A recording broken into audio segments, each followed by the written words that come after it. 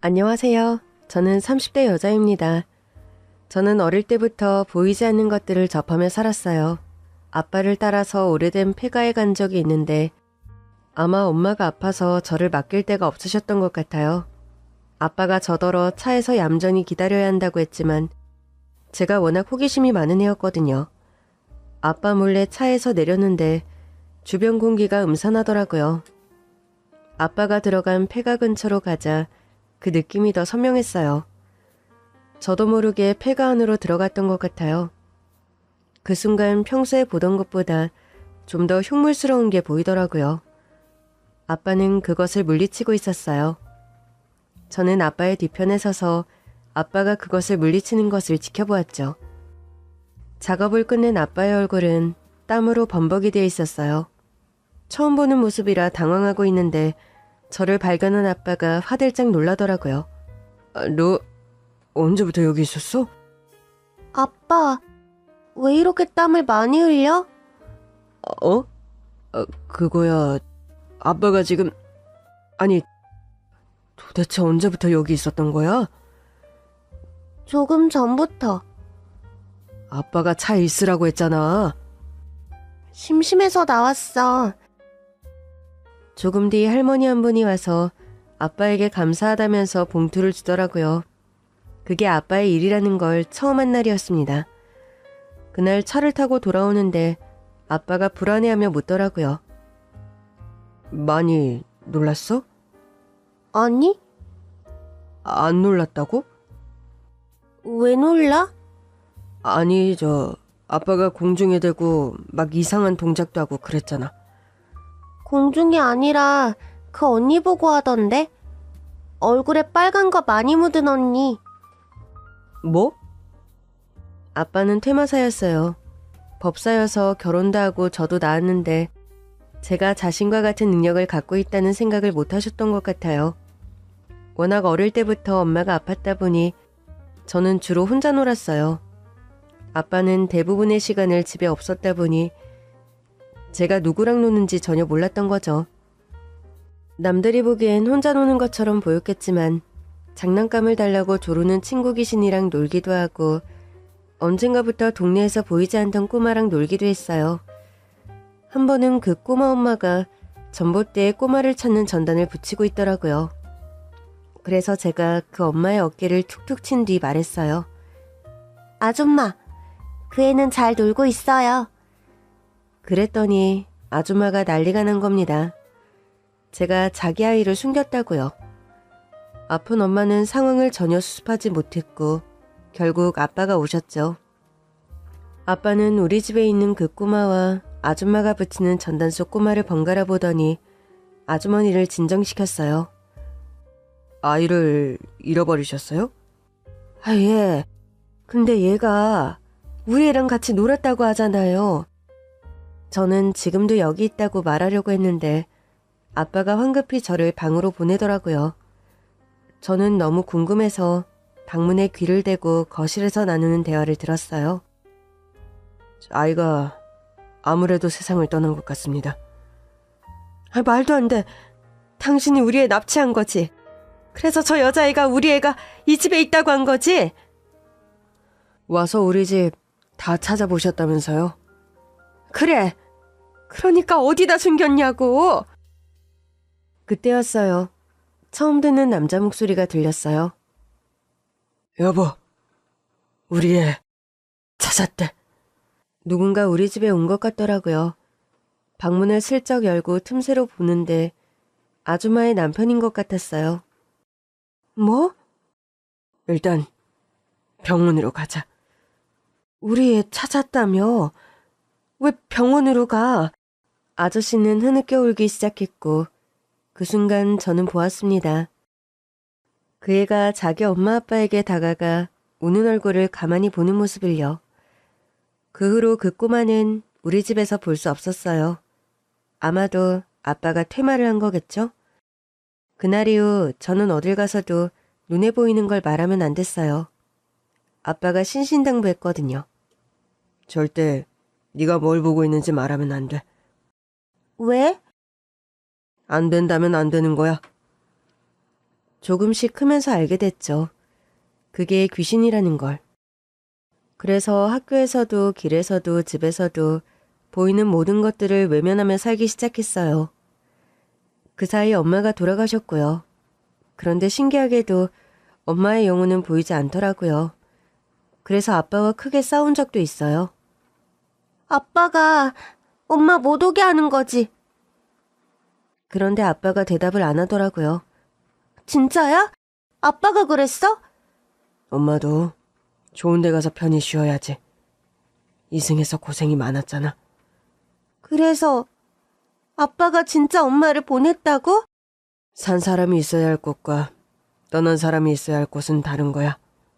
그게 서로에게 결국 좋은 거고. 너도 이 일을 하려면 그걸 확실히 알아야 해. 그때 깜짝 놀랐어요. 내가 아빠랑 같은 일을 할 것 같아? 타고난 걸 외면할 수는 없잖아. 넌 지금도 아빠랑 같은 걸 다 볼 거 아니야. 난 싫어. 아빠처럼 남들 앞에서 떳떳할 수 없는 일은 안 할 거야. 떳떳하지 않은 게 아니라 사람들이 이상하게 보니 굳이 말하지 않는 거야. 그게 떳떳할 수 없는 거 아니야? 저는 아빠처럼 살기 싫었어요. 어릴 때 방학에 외가에 갔다가 외할머니와 외할아버지가 하는 소리를 들었거든요. 결혼을 잘못 시켰어. 평생 아픈 적이 없던 애였는데. 그러니까 말이야. 그냥 법사인 줄만 알았지.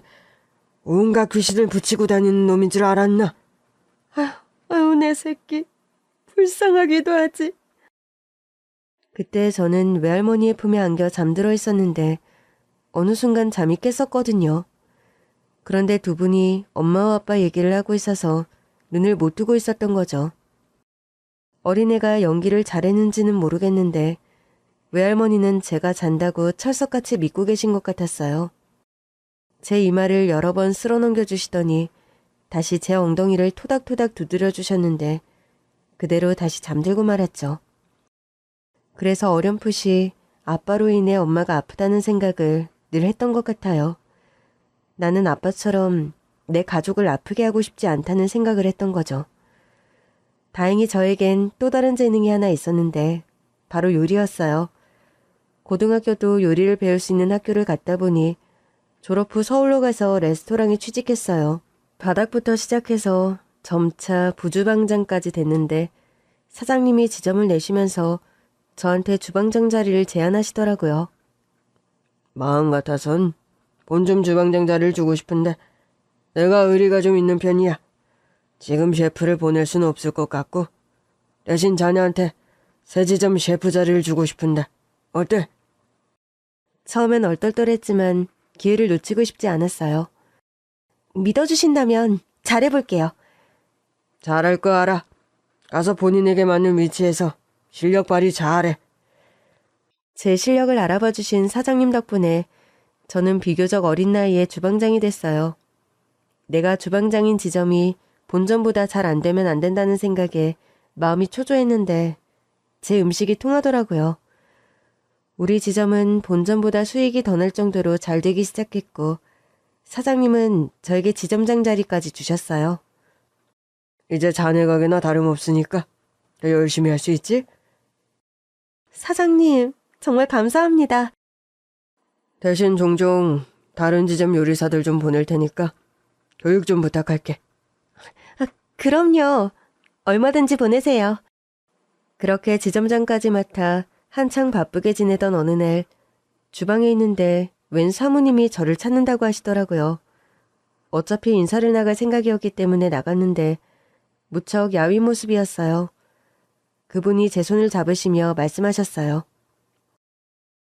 입맛이 하나도 없어서 음식을 제대로 못 먹은 지 오래됐어요. 근데 우리 셰프님 음식은 입에 너무 잘 맞네. 사모님, 감사합니다. 그래도 식사는 잘하셔야죠. 많이 야위신 것 같아요. 맞아요. 내가 원래 풍채가 좀 있는 여자였는데 살이 쏙 빠졌어. 그 사모님을 보는데 뭔가 사연이 있어 보이더라고요. 그러나 모른 척 감사하다는 인사만 전했죠. 며칠 뒤 그 사모님이 다시 레스토랑에 오셨길래 제가 평소 만들어 먹는 집반찬을 싸드렸어요. 혹시나 그 사모님이 오실까봐 가져다 둔 거였는데 마침 딱 맞춰 오셨더라고요. 아우, 세상에. 이렇게 따뜻할 수가. 그냥 제가 집에서 만들어 먹는 거라 별건 없어요. 비싼 재료로 만든 것도 아니고요. 그래도 제 손맛이 입에 맞으시는 것 같아서 조금 가져와 봤어요. 정말 고마워요. 나 눈물 날 것 같아. 눈물 날 일이 있으셨던 거겠죠. 마음껏 우셔야 마음도 풀려요. 사모님은 제품에 안겨서 한참이나 우셨어요. 뭔가 사연이 깊으신 것 같아서 마음이 자꾸 쓰이더라고요. 한참을 우시던 사모님이 물으셨어요. 혹시 쉬는 날 우리 집에 한번 와줄 수 있어요? 네, 갈게요. 가서 맛있는 거 해드릴게요. 맛있는 건 내가 대접해야지. 시간만 내줘요. 쉬는 날 저는 약속대로 사모님 댁에 갔어요. 한눈에도 큰 저택이었는데 제 차가 도착하자마자 바로 대문이 열리더라고요. 왔어요? 사모님은 달려나와 저를 안아주셨어요. 말씀 편하게 하세요. 사실 제가 엄마가 어릴 때 돌아가셔서 사모님을 보고 있으면 엄마 생각이 많이 나요. 그랬어? 알겠어. 나야 좋지. 일단 들어가자. 들어가 보니 저를 위해서 많은 걸 준비해 두셨더라고요. 아니, 누구 생일이에요? 좀 과한가? 좋은 거 해주고 싶어서 이것저것 욕심을 내다 보니 좀 성대해졌어. 누가 보면 잔치라도 하는 줄 알겠어요. 잔치 맞지? 내가 우리 셰프님을 얼마나 기다렸는데. 왜 그렇게 기다리셨어요? 오늘은 제가 요리하는 것도 아니잖아요. 그냥 셰프님 보고 있으면 내 딸 생각이 많이 났거든. 따님이 어디 가셨어요? 우리 딸을 참 많이 닮았어. 사모님이 제 뺨을 가만히 만져보시더라고요. 사모님, 우리 딸 죽었어. 네? 어디 간 건지도 모르게 그렇게 됐어. 사모님, 많이 힘드셨겠어요. 그래서 입맛이 늘 없으신 거예요? 자식 앞서 보내고 입맛 있는 부모가 어디 있겠어? 저는 너무 놀라서 사모님을 안아드렸어요. 제가 앞으로도 뭐라도 드실 수 있게 도울게요. 그래서 말인데, 네, 혹시 우리 집에서 같이 살면 안 될까? 네? 지금 받는 연봉보다 더 줄게. 지금 있는 자리는 남의 가게지만 우리 집에서 일하다가 네 레스토랑 차리고 싶다고 하면 차려줄게. 저한테는 너무 과분한 제안이에요. 과분하지 않아. 충분히 받을 만해. 내 욕심이기도 하고. 그냥 내 옆에 두고 싶어서 그래. 저는 고민 끝에 사모님의 제안을 받아들였어요.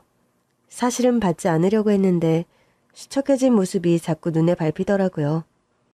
사모님 댁으로 첫 출근하던 날 사모님이 정말 좋아하셨어요. 저한테 요리할 거 없다고 그냥 같이 수다나 떨자고 하시더라고요. 일단은 진정시킨 뒤 소박하게 식사를 가져왔더니 그걸 다 드시더라고요. 네가 주는 건 다 맛있어. 첫 끼니까 속을 좀 달래드리려고 간단하게 준비했어요. 점심은 좀 더 드실 수 있겠죠? 그럼 다 먹을게. 오늘은 일하지 말라니까. 일 같지가 않고 꼭 사모님을 보살피는 것 같아서 안 할 수가 없어요. 우리 딸이 널 보내준 거 아닐까? 진짜 내 딸 같아. 그럼 제가 드린 건 다 드시기로 약속해요. 무리하게는 안 드릴게요. 다 먹을게. 먹을 수 있을 것 같아. 사모님의 사정은 참 딱했어요. 딸이 세상을 떠났지만 시신도 수습을 못하셨다고 하더라고요. 사연을 알수록 더 짠해서 더 잘 챙겨드릴 수밖에 없었어요. 사모님도 저를 딸처럼 여기셔서 저는 가정부였지만 사모님의 딸처럼 편하게 일할 수 있었어요. 그렇게 제 인생의 3번째 문이 열린 것 같아요. 퇴마사 아빠처럼 살기 싫어서 서울로 가서 요리사가 됐고 재벌집 사모님의 부탁으로 그댁 가정부로 들어가게 됐으니까요. 그러던 어느 날 사모님이 회장님이 수상하다며 저에게 부탁하셨어요. 회장님 들어오면 장롱에 숨어서 지켜봐. 저는 사모님의 손에 의해 장롱 안으로 밀어넣어졌고 그 순간 장롱 속에서 믿지 못할 광경을 목격했습니다. 놀라서 밖으로 나오자 사모님이 물으셨어요. 봤어? 네. 뭐가 보였어? 회장님, 언제부터 저러셨어요? 좀 됐어. 나도 보고도 믿기지가 않아서 창피해서 어디 가서 말할 수도 없고 네가 봐도 이상하지? 이상해 보이셨겠어요. 입술도 빨갛게 바르시고 바비 인형을 갖고 노시니까. 그래, 내가 환장하겠어. 회사만 다녀오면 방에 틀어박혀 저러고 있다니까?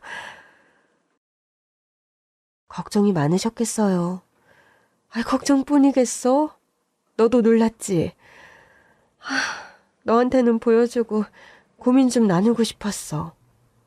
내가 너무 충격적인 걸 보여줬나? 장롱 안에서 본 회장님은 평소 과묵하고 근엄해 보이던 모습과는 전혀 딴판이었어요. 입술에는 빨간 립스틱을 곱게 바르고 조신하게 앉아서 바비 인형을 들고 인형놀이를 하고 계셨어요. 저는 한숨이 났습니다. 사모님, 제가 한 번 더 장롱에 들어가서 봐야 할 것 같아요. 그 흉측한 걸 또 보겠다고? 다시 봐야 알 것 같아서요. 뭘? 일단 다시 보고 말씀드릴게요. 저는 제 발로 다시 장롱에 들어갔어요. 장롱 안에서 본 회장님은 다시 봐도 기괴했습니다. 아유, 예뻐라. 예쁘기도 하지. 넌 세상에서 가장 예뻐. 물론 내가 가장 예쁘지. 우리 엄마 아빠가 그랬거든. 세상에서 내가 가장 예쁘다고. 내가 백설공주냐고? 백설공주보다 더 예쁠걸? 정말 입이 다물어지지 않더라고요. 근데 언제까지 거기서 지켜볼 거야? 회장님이 불쑥 누군가에게 말을 걸더라고요. 저는 본능적으로 알 수 있었어요. 제가 대답하지 않자 회장님이 곧 저를 돌아보시더라고요. 겁쟁이, 장롱 속에서 숨어서 뭐해? 회장님 방 장롱은 사모님의 드레스룸으로 연결되어 있었어요. 드레스룸에 연결된 문으로 들어가서 몰래 보고 있었는데 아니나 다를까 제가 거기 있는 걸 알고 있었더라고요. 저는 조심스럽게 문을 열고 나갔어요. 저 부르셨어요? 존댓말은 무슨? 저 언제나 존댓말 했잖아요. 그렇게 모른 척 하시겠다? 회장님이 아니세요? 내 입으로 말해야 아는 척 하겠다는 거야? 네가 누군데? 순간 회장님의 눈빛이 새초롬하게 변했어요. 네가 맞춰봐. 온몸에 소름이 돋더라고요. 저는 조용히 회장님 방에서 나왔습니다. 방에서 기다리고 있던 사모님이 물으셨어요. 뭐라고 하는 것 같던데. 네, 대화 좀 나눴어요. 그래? 저꼴로 있으면서 너랑 대화를 해? 창피하진 않고? 창피한 것도 모르실 거예요. 그게 무슨 소리야? 혹시 우리 회장님 정신 놓은 것 같아? 그게 아니라 저분은 회장님이 아니에요. 저는 사모님을 모시고 아무도 없는 방으로 들어갔어요. 사모님, 놀라지 말고 들으세요. 저희 아버지가 퇴마사세요. 어? 법사셨는데 퇴마하실 줄 아는 분이셨어요. 아유, 그랬구나. 전혀 몰랐네. 근데 갑자기 그 얘기는 왜 하는 거야? 그게 그 영향인지 저도 귀신이 보여요. 사모님은 한동안 말을 잇지 못하시더니 생각이 정리되신 듯 했어요. 우리 회장님, 귀신신 거니? 그런 것 같아요. 사모님은 그제야 손뼉까지 치셨어요. 어쩐지 이상하다 했어. 저럴 양반이 아니거든. 그래서 치매인가 고민 중이었는데 치매는 아닌 거네. 네, 그런 것 같아요. 눈빛부터 분명해요. 근데 어떤 귀신인지가 아직 안 보여요. 혹시 립스틱이나 바비 인형 좋아하시던 분이 있었나요? 사모님이 눈시울을 붉히시더라고요. 누구겠어? 우리 딸이었지. 아, 따님을 사진으로 본 게 달아서 전혀 예상하지 못했어요. 우리 딸 방이 그대로 있긴 한데 어릴 때 갖고 놀던 장난감이나 립스틱은 전부 창고에 있었거든. 그걸 가져다가 저러고 있는 거야. 그럼 지금 회장님 몸에 우리 딸이 들어가 있는 거야? 귀신이라 정확히 따님이라고 하긴 어려워요. 그래도 맞는 것 같아요. 그럼 내가 인사 좀 해야겠다. 사모님은 제가 말릴 틈도 없이 회장님께 달려가셨어요. 쫓아가 보니 사모님이 멍하니 방안을 보고 계시더라고요. 사모님, 왜 그러세요? 저 꼴 좀 봐. 회장님은 빨간 립스틱을 바른 채 바비 인형을 꼭 안고 잠들어 계셨습니다. 간 것 같아요. 벌써? 또 올 수도 있겠죠. 저 물건들이 문제 같긴 한데 저 물건을 가지고 있으면 우리 딸이 오는 거야? 그럼 내가 갖고 있을래. 사모님, 조심하셔야 해요. 우리 딸인데 조심할 게 뭐가 있어. 저도 어릴 땐 아빠가 돌아가신 엄마의 영혼을 쫓아버린 게 화났었어요. 그건 또 무슨 소리야? 아버지가 엄마도 퇴마했다는 거야? 네, 아빠가 퇴마사여서인지 우리 집에도 이런저런 귀신들이 잘 붙어왔는데 엄마는 안 보이더라고요. 그래서 아빠한테 물었죠. 아빠가 쫓아낸 거냐고. 쫓아내셨대? 네, 인정하시더라고요. 산 사람과 떠난 사람은 있어야 할 곳이 다르다고요. 근데 이제는 저도 그 마음을 알 것 같아요. 왜 그러신 것 같은데? 외할머니랑 외할아버지가 나누는 이야기를 들은 적이 있어요. 아빠가 퇴마사여서 건강하던 엄마 몸이 안 좋아졌다고 하시더라고요. 딸을 위해서 그러셨겠구나. 네, 그러셨던 것 같아요. 그때는 어떻게 아빠가 엄마를 쫓아낼 수 있냐고만 생각했는데 다 저를 위해 그러셨던 것 같아요. 구천을 떠도는 엄마는 우리 곁에 있었던 엄마랑은 다를 수밖에 없는 거니까요. 그랬구나. 그럼 우리 딸은 저렇게 회장님의 몸을 점령하게 둘 수 없잖아요. 갈수록 허약해지실 수도 있어요. 맞아. 요즘 들어 잠도 많이 안 주무시고 식사도 거르실 때가 많아.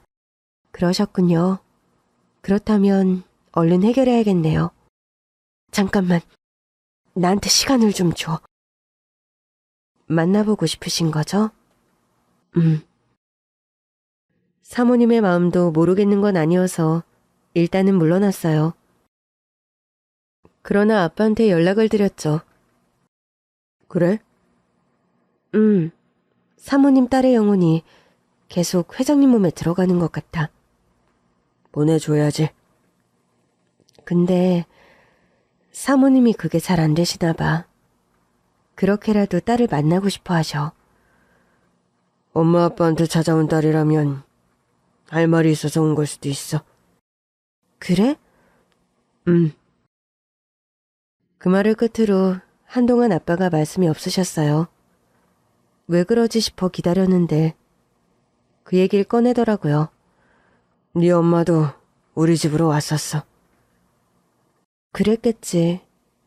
그러니까 아빠가 보냈겠지. 아직도 섭섭해? 20살 되자마자 집도 나가버렸잖아. 내가 미워서 그랬던 거지? 그냥 나도 퇴마사가 돼서 주변 사람이 아프면 어쩌나 싶었어. 외할머니 외할아버지는 그렇게 생각하시는 것 같더라고. 영향이 있긴 있었을 거야. 나랑 결혼하기 전까지만 해도 건강하던 사람이었는데 신경을 많이 썼는데도 내 힘으로 어쩔 수 없는 부분이 있더라고. 그래서 네 엄마 떠날 때까지 나는 사과만 했어. 나 같은 사람이랑 결혼하게 해서 미안하다고. 그랬더니 네 엄마가 뭐라고 했는지 알아? 뭐라고 했는데? 널 낳은 것만으로도 충분하대. 자기 인생은 성공한 거라고. 널 잘 부탁한다고. 처음으로 듣는 얘기에 눈물이 났어요. 진짜 그랬어? 그래서 집으로 찾아온 네 엄마 귀신도 내쫓았어. 엄마랑 약속 지키려고. 우리가 알던 엄마랑은 달랐어? 꼭 그런 건 아니었는데 귀신이라는 존재가 그 자체만으로도 기운이 다르니까 네 엄마랑 약속 지키려면 너랑 만나지 않게 하는 게 낫다고 판단했어. 내가 좀 성급했을 수도 있어. 제 아빠는 귀신을 가엾게는 여기지만 믿지는 않거든. 그때도 그렇게 얘기해주지. 그때 너는 누구라도 미워해야 했을 거야. 엄마도 잃고 귀신으로도 못 보니 얼마나 보고 싶었겠어. 차라리 아빠를 미워하는 힘으로라도 버텼으면 했지. 돌아보니 그렇게 버텼네. 미워하는 힘으로 서울 와서 레스토랑에서 일 시작하고 지금은 그 사모님 댁에서 요리한다며? 레스토랑 지점장에 주방장까지 해놓고 왜 그런 선택을 했어? 사모님이 짠해서. 나한텐 정말 엄마처럼 잘해주셨거든. 그래. 넌 엄마 정이 많이 고팠을 거야. 근데 나는 사모님이 딸을 잃은 슬픔 때문에 시국을 잃은 줄 알았는데 아빠 얘기를 듣고 나니까 어쩌면 그것만은 아닐 수도 있겠다 싶어. 나도 그런 생각이 드는구나. 직접 봐야 할 것 같은데. 빠를수록 좋은 거지? 그렇지. 아빠와 통화를 마친 뒤 저는 사모님을 한 번 더 설득했어요. 사모님, 결정하시면 아빠 바로 오시라고 할게요. 그럼 바로 쫓아내는 거야? 나랑 대화 같은 건 못해? 그건 어려울 거예요. 대신 제가 곁에서 볼게요. 어떤 모습인지, 어떤 표정을 짓고 있는지. 우리 애를 어떻게 쫓아내지? 나 도저히 못하겠어. 사모님은 결국 눈물까지 보이셨고 차마 사모님께 따님 귀신을 쫓아내야 한다고 강하게 주장할 순 없었어요. 그날 밤이었습니다. 이상한 꿈을 꿨어요. 으슥한 밤이었는데 제가 저수지에 있더라고요. 누구 없어요? 꿈속에서 저는 누군가를 계속 찾고 있었어요. 꿈을 꾸면서도 이상하더라고요. 왜 이런 데서 사람을 찾고 있나 싶었죠. 그때였어요. 저수지 한가운데서 웬 여자가 보이는 겁니다. 저기요.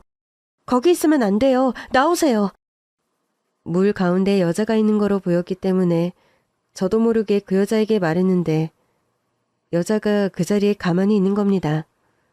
이상해서 보니 여자가 물에 감겨 있는 게 아니라 수면 위에 있는 것 같더라고요. 거기 어떻게 있는 거예요? 우리 초면은 아니죠? 네? 우리 봤잖아. 우리 아빠 방에서. 순간 꿈인데도 오싹하더라고요. 혹시 사모님 따님이세요? 우리 엄마한테 전해줘요. 나 여기 있다고. 여기요? 저수지? 그렇게 말하면 알 거예요.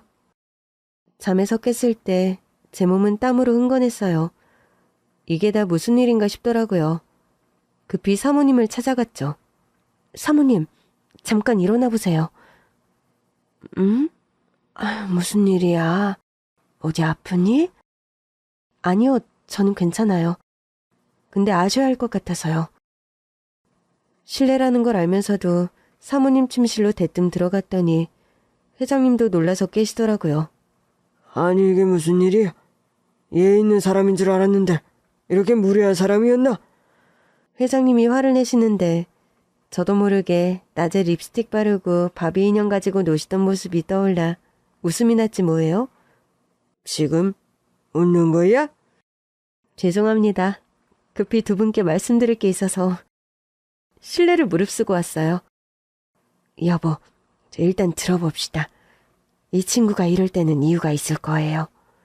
사모님은 제 손을 잡고 나오셨고 회장님도 거실로 따라오셨어요. 다른 게 아니라 이상한 꿈을 꿨어요. 두 분 혹시 가족들이 같이 갔던 저수지가 있나요? 저수지? 아유, 글쎄. 아, 우리 어릴 때 내가 낚시하러 데리고 간 적이 있었지. 혹시 그 저수지 이름이 뭐예요? 저는 저수지 이름을 바로 검색해봤고 꿈속에서 본 저수지와 똑같은 것을 확인했습니다. 꿈에 그 저수지가 나왔어? 네. 가본 적이 있나 보네? 아니요. 저는 여기 한 번도 가본 적 없어요. 신기하네. 실은 그 저수지에서 따님을 봤어요. 그게 무슨 소리야? 꿈속에서? 네. 따님이 두 분께 자기가 저수지에 있다고 알려드리라고. 순간 회장님이 놀라서 벌떡 일어나시더라고요. 정말이야? 우리 딸이 거기 있대? 네. 무슨 연유인지는 모르겠는데 거기 있대요. 회장님은 바로 전화를 거셨어요. 최 비서, 지금 당장 할 일이 있어. 회장님은 인맥을 동원해 바로 저수지를 탐색하게 하셨고 다음날 저는 사모님을 모시고 그 저수지로 향했습니다.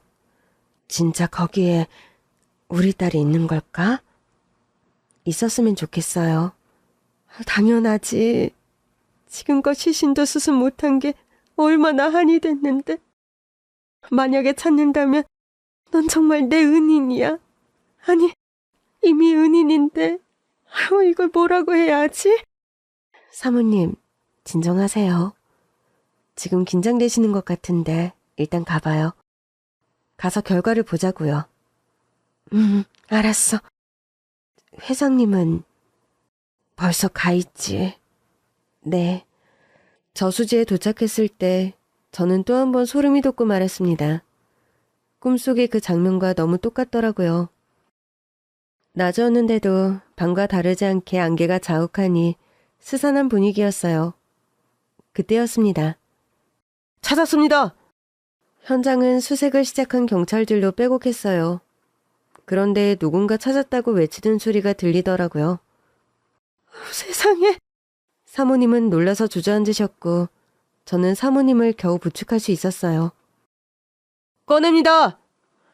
그렇게 물속에서 시신 한 구를 꺼냈을 때 회장님은 눈물을 쏟으셨고 사모님은 기절하셨어요. 다음날 바로 두 분 따님의 장례가 진행됐어요. 지금껏 시신을 찾지 못해 장례도 진행을 못하셨더라고요.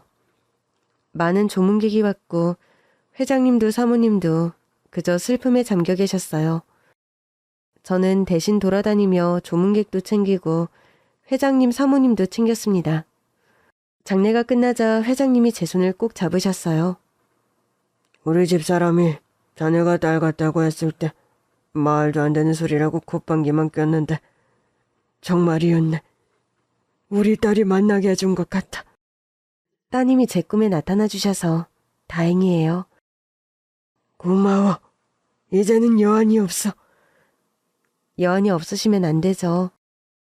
앞으로도 건강하게 잘 지내셔야 따님도 편하게 쉬죠. 고마워. 정말 고마워. 당분간은 우리 집사람 좀 잘 챙겨줘. 회장님도 챙길게요. 그래주면 고맙고. 그런 뒤에 레스토랑 차려줄게. 회장님, 저 그런 거 바라고 들어온 거 아니에요. 청담동에 차려줄 테니까 솜씨 마음껏 발휘하면서 살아. 그럼 사모님은 누가 챙겨요? 우리 집에서 계속 사는 건 어때? 네? 진짜 우리 딸처럼 우리 집에서 살면서 자네 하고 싶은 일 하면 되잖아.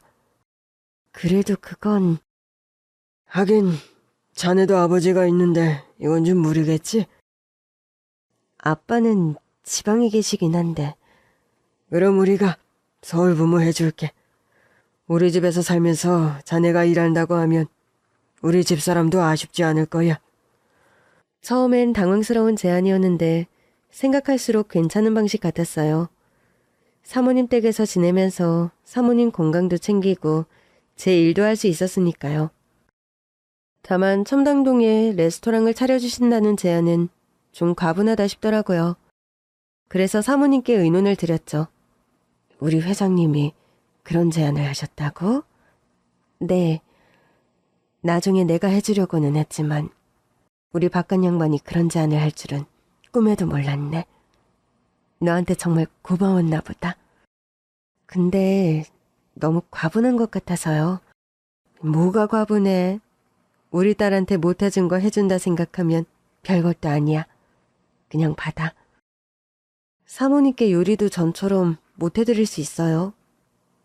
그래도 같이 살면 난 힘이 날 것 같아. 그래서 저 받으라고요? 받아야지. 우리 회장님이 해주시는 거면 나랑 스케일부터 다르다.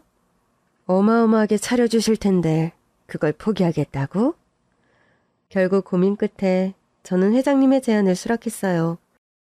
두 분의 애정어린 제안을 차마 무시할 수가 없더라고요. 그래서 아주 바쁜 일상을 살게 됐죠. 사모님, 반찬 만들어뒀고 아주머니께 부탁해줬으니까 식사 잘 드시고 계세요. 저 레스토랑 리모델링하는 것 좀 보고 올게요. 나도 같이 가. 그러실래요?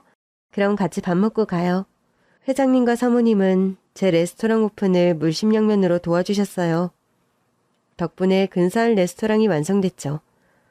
레스토랑을 오픈하자 저에게 지점장 자리까지 주셨던 사장님도 축하해주러 오셨어요. 세상에. 아무리 재벌집이 좋아도 우리 레스토랑을 관두고 가정부로 들어간다고 해서 기가 찼는데 큰 보상을 받았네. 이렇게 될 줄은 몰랐는데 감사하게도 지원을 해주셨어요. 아유, 큰일이네. 우리도 청담에 지점 하나 열려고 했는데 그냥 마음 접어야겠어. 사장님도 참 엄살은. 레스토랑 엄청 잘 되시면서.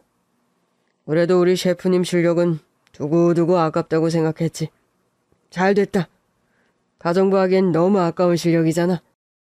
그래도 그 가정부를 한 덕에 많은 걸 느끼고 배웠어요. 뭘? 결국 요리사는 사람을 가장 먼저 생각해야 하는 것 같아요. 사람을 먼저 생각해서 셰프 자리도 관두고 가정부로 들어갔는데 사람도 구하고 제 인생도 더 나아가게 됐거든요. 모든 이야기를 들은 사장님도 깜짝 놀라시더라고요. 그런 사연이 있었어? 네, 그냥 제 엄마 같아서 건강을 챙겨드리고 싶었어요. 그래서 들어간 건데 결국 모든 게 잘 된 거죠. 그런 사연까지는 몰랐지. 큰일 했네. 제가 뭐 한 게 있나요? 이렇게 축하해 주셔서 감사해요. 사장님이 저한테 그런 기회를 안 주셨으면 오늘은 없었을 거예요. 나중에 우리 레스토랑끼리 같이 협업하자. 오, 너무 좋은데요? 자기 레스토랑이 더 잘 됐다고 잊은 척하기 없기다. 저는 아직 멀었어요. 사장님이 많이 가르쳐 주세요. 음식 맛보니까 벌써 대박 조짐인데 뭘. 재능 주신 부모님께 감사해야 해. 그 정도면 노력도 노력이지만 진짜 재능이거든. 그날 저녁 아빠도 제 레스토랑 오픈을 축하하러 오셨어요. 아빠, 시골에서 오느라 힘들었지? 요즘은 길이 좋아져서 2시간이면 와. 어때? 딸 레스토랑. 준비하느라 수고 많았겠다. 감사 인사를 드려야 하는데. 곧 오실 거야. 그래? 아빠 오신다고 했더니 두 분 다 오시겠다고 하더라고. 마침 회장님과 사모님이 들어오시더라고요. 오셨어요? 어머, 아버님이시구나. 사모님이 화들짝 놀라며 아빠를 반기셨어요. 드디어 뵙네요. 감사합니다. 우리 딸 문제 때도 와주신다고 했다면서요. 다행히 따님 덕분에 잘 해결돼서 따로 연락드릴 일은 없었어요. 장례 때 오고 싶었는데 부득이 못 왔습니다. 아닙니다. 따님 통해 부조금도 보내셨잖아요. 오셨어도 우리 부부가 경황이 없어서 맞아들이지 못했을 거예요. 금방에 급히 퇴마할 일이 생겨서 못 왔어요. 어머나, 그런 일이 있었어요? 예, 종종 악귀라고 하죠. 그런 게 나타날 때가 있는데 문제가 심각해서 급히 도움을 줘야 했거든요. 회장님도 인사에 합류하셨어요. 반갑습니다. 대단한 일을 하시는군요. 사는 게 비밀이죠. 필요한 곳은 있지만 다들 꺼리기도 합니다. 이상한 사람이라고요. 그래도 우리 딸이 저를 닮은 덕분에 큰일을 하나 했네요. 저희가 큰 도움을 받았습니다. 세상에 쓸모없는 재능이 어디 있겠어요? 우리에겐 가장 절실한 도움이었습니다. 얼마나 힘드셨습니까? 예. 조사 결과는 나왔나요? 예. 그날 친구들이랑 지방으로 놀러 간다고 나갔는데 가는 길에 어릴 때 저랑 갔던 저수지가 보여서 갔다가 운전 미숙으로 그렇게 된 것 같아요. 하필 어두울 때라 본 사람도 없었던 거죠. 밤에 출발한다고 할 때부터 불안했는데 말릴 걸 그랬어요. 자식이 부모 말을 듣나요? 그러니까요. 말해봤자 안 들을 거라고 생각해서 말도 안 꺼냈거든요. 몇 번 말해봤는데 듣는 신용도 안 하니까 저도 기분이 나쁘더라고요. 그래서 아는 척도 안 했거든요. 애 아빠는 그래도 새벽에 가든 해 뜨면 가라고 했는데 저도 고집을 피웠던 거죠. 이렇게 될 줄 알았으면 어떻게든 뜯어 말렸겠죠. 인명은 제천 아니겠습니까? 다만 아빠가 갑자기 말을 망설이더라고요. 왜 그러십니까? 딸에게 듣자 하니 이젠 집에 따님 귀신이 없는 것 같다던데. 예, 이젠 안 나타나더라고요. 이제야 한을 풀고 간 것 같아요. 그렇다면 참 좋은 건데 그게 그때였어요. 아빠가 어딘가를 슬쩍 보는데 거기 젊은 여자 귀신이 있더라고요. 아빠, 저분이야? 제가 묻자 아빠가 고개를 끄덕였어요. 저는 어리둥절해 있는 사모님과 회장님께 대신 말씀드렸습니다. 따님이 아직 여기 계시네요. 뭐? 정말이야? 어디? 우리 딸 어디 있니? 아까는 없었는데 아무래도 사모님이랑 회장님을 따라온 것 같아요. 사모님과 회장님이 두리번거리시더라고요. 여기에요. 제가 위치를 가리켰더니 사모님이 마치 어린아이를 찾듯 두 팔을 벌리고 천천히 다가가셨어요. 아가, 내 딸, 엄마야, 여기 있어? 네, 거기 맞아요. 엄마랑 아빠 보고 싶어서 왔어? 따라왔어? 저는 한편 이상했어요. 장례도 치러졌는데 왜 아직도 영혼이 구천을 떠돌고 있나 싶더라고요. 그래서 아빠한테 조용히 물었죠. 아빠, 왜 아직도 구천을 떠도는 거야? 너무 오래 떠돌아서 그렇지 뭐. 길을 못 찾는 것 같구나. 이런 귀신도 잘 갈 수 있게 도와줄 수 있어? 도와야지. 사모님과 회장님은 허공을 어루만지듯 한참이나 오셨고 저는 두 분을 진정시켰습니다. 아빠 말씀이 너무 오래 구천을 떠돌아서 길을 못 찾은 것 같대요. 뭘 알고 쫓아온 것 같은 표정은 아니에요. 그냥 습관처럼 따라온 것 같아요. 아무래도 회장님을 따라온 거겠죠. 나는 괜찮아. 계속 날 따라다니든 내 몸에 들어오든 아무 상관없어. 그러면 안 돼요. 아니 왜? 내가 괜찮다니까. 그럼 둘 다 제대로 살 수 없으니까요. 또 흥분하신다. 진정하고 다시 잘 생각해보세요. 회장님은 결국 단념하셨어요. 네 말이 맞다. 내가 잘못 생각했어. 저희 아빠가 도와도 될까요? 그럼 우리 딸은 어디로 가는 건데? 있어야 할 곳으로 가겠죠? 그래야 편히 쉬죠. 혼자 그 물속에서 얼마나 힘들었겠어요. 사모님과 회장님 모두 알겠다고 하셨고 결국 아빠가 나서서 두 분의 따님께 다가갔어요. 어딘지 알겠어요? 따님이 고개를 젓더라고요. 이제 갑시다. 가서 쉬어야죠. 그런데 또 따님이 고개를 젓는 겁니다. 우리 딸이 뭐라고 해? 대답은 안 하고 고개만 젓네요. 가기 싫은 거 아니야? 아빠는 다시 한번 따님에게 물었어요. 하고 싶은 말 있어요? 따님이 고개를 끄덕이더라고요. 있다고 합니까? 예. 저는 귀신을 볼 줄은 알았지만 하는 소리까지 듣진 못했어요. 아빠가 따님 귀신과 말없이 대화하는 것 같더라고요. 그리고 아빠가 회장님과 사모님을 돌아봤어요. 따님이 인사를 하고 싶었나 봐요. 우리 딸이 뭐래요? 죄송하다고 하네요. 그날 밤에 나간 거 반항이었대요. 엄마 아빠가 자꾸 밤에 통금 시간 만들려고 하고 그래서 보란듯이 밤에 나갔다고 잘못했다고 하네요. 아빠가 목이 메서 말을 잘 못 잇더라고요. 회장님과 사모님은 연신 고개를 끄덕이셨어요. 우리 딸이 제가 하는 말도 들을 수 있어요? 만약 못 들으면 제가 전할 테니 말씀해 주세요. 우리 딸 사과해줘서 고맙다. 와줘서 고마워. 나도 딱 한 번만 더 볼 수 있으면 좋을 텐데. 이럴 땐 엄마도 테마 사면 좋겠네.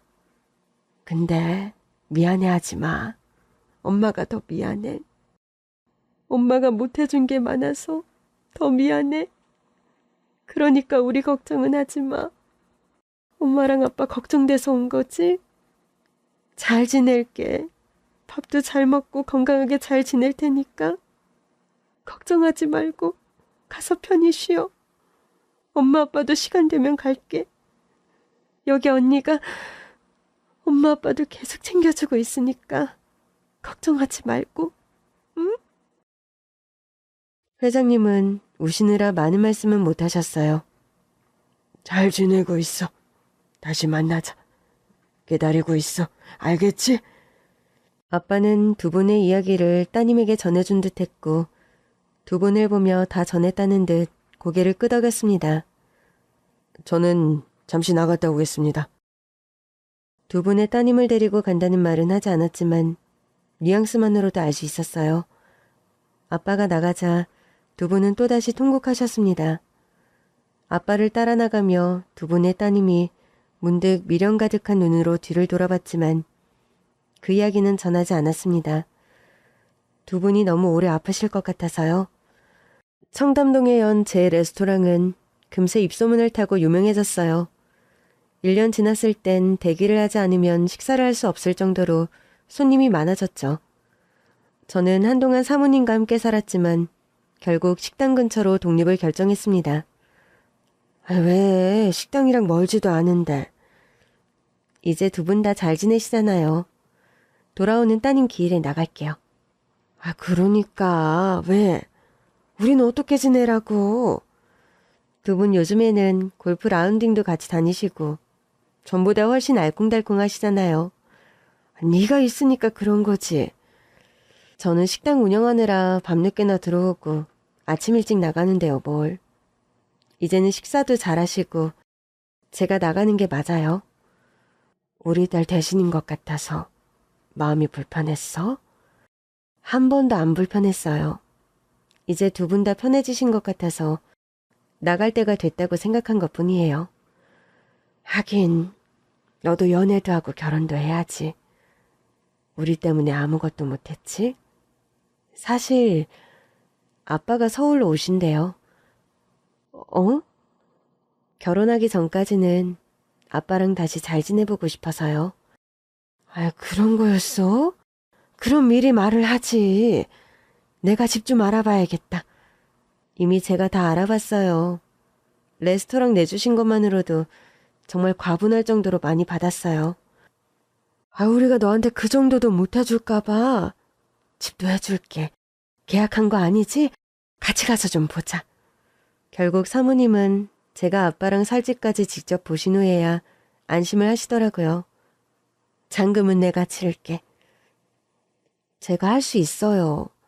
두 분 덕분에 저 이제 그럴 능력 되잖아요. 능력이야 그전부터 있었지. 그런 사람을 내가 내 집 가정부로 들인 거고. 이제야 제대로 보여. 내가 그때 너무 욕심 부렸다는 거. 회장님이 종종 혼내셔. 저렇게 요리를 잘하는데 우리 집에 붙들어 놓으려고 했다고. 요즘은 사모님보다 회장님이 더 제 아빠 같아요. 내 말이. 그래서 말인데 회장님이 네 독립을 받아들일 수 있을지 모르겠다. 사실은 이미 말씀드렸어요. 그랬어? 네. 저도 걱정돼서 먼저 말씀드렸는데 잘 생각했다고 하셨어요. 정말? 네. 이제 나가서 편하게 살라고 하시더라고요. 사실 저는 두 분 댁에 있는 게 더 편해요. 그런데 아빠가 암 진단을 받으셨어요. 뭐? 치료받으면서 편하게 쉬실 수 있는 집을 찾다 보니까 지금 같이 안 살면 언제 한 집에 또 살아볼까 싶더라고요. 이것도 회장님이 아셔? 아니요. 여기까지는 말씀 못 드렸어요. 제가 말씀드리면 또 이것저것 해주신다고 할 거 아니에요. 당연히 해줘야지. 아니에요. 이미 다니시는 병원도 있고요. 거기가 어딘데? 아빠가 다니는 병원을 들은 사모님은 그 병원에 더 유명한 교수를 안다며 바로 연락해 주시겠다고 하시더라고요. 결국 아빠의 주치의는 바뀌었고 이 일을 회장님까지 알게 되시면서 저는 한바탕 혼이 났습니다. 너 우리가 독립 허락했다고 영 금고 살 거야? 회장님, 그런 거 아닌 거 아시잖아요. 근데 왜 받을 걸 못 받아? 우리가 너희 아버지한테도 얼마나 큰 빚을 졌니? 이건 너한테 해주는 게 아니라 아버지한테 해드리는 거야. 잘못했습니다.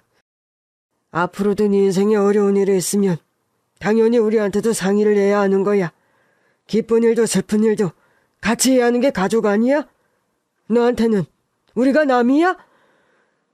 회장님이 진심으로 섭섭해 하시더라고요. 잘못했어요. 앞으로는 다 얘기할게요. 진짜 잘못했어요. 너 진짜 이번 한 번만 용서해 주는 거야. 다음부터 또 이러면 저 두 분한테서 잘리는 거예요? 너희 아버지까지 우리 집에서 사시게 할 거야. 예? 아빠는 회장님 내외 덕분에 좋은 교수님께 수술을 받으셨고 지금은 경과가 좋으셔서 퇴원하셨어요. 이제 추적 관찰만 남았고 재발만 하지 않으면 완치 판정을 받을 수 있게 되었습니다. 한번 시작된 인연의 힘은 대단하더라고요. 회장님 내외는 지금도 엄마 아빠처럼 제 일상을 챙겨주세요. 그 댁에서 나온 지도 3년이 지났는데도 정말 가족 같아요. 이제는 저도 힘든 얘기, 기쁜 얘기 다 스스럼 없이 하고 있습니다. 그리고 곧 있을 제 결혼식에서도 두 분이 축사를 해주시기로 하셨어요. 눈물이 나서 어떻게 됐나 벌써 걱정이 되네요. 돌아보면 두 분의 따님이 우리를 맺어주었더라고요. 덕분에 도망치듯 온 서울에 저는 제2의 부모님을 만난 것 같아요. 두 분은 정말 계산 없이 저와 아버지까지 챙겨주세요. 이제는 명절도 다 같이 지낼 정도로요. 예비 신랑에겐 미안하지만 당신은 처가가 둘이라고 했더니 정신 바짝 차리고 살아야겠다며 긴장하더라고요. 저는 든든한 두 친정 덕분에 결혼 후에도 걱정이 없고요. 남은 인생도 더 풍요롭게 살게 될 것 같습니다. 벌써 얼른 손주부터 낳아달라고 성하셔서 벌써부터 행복한 진땀을 흘리고 있답니다.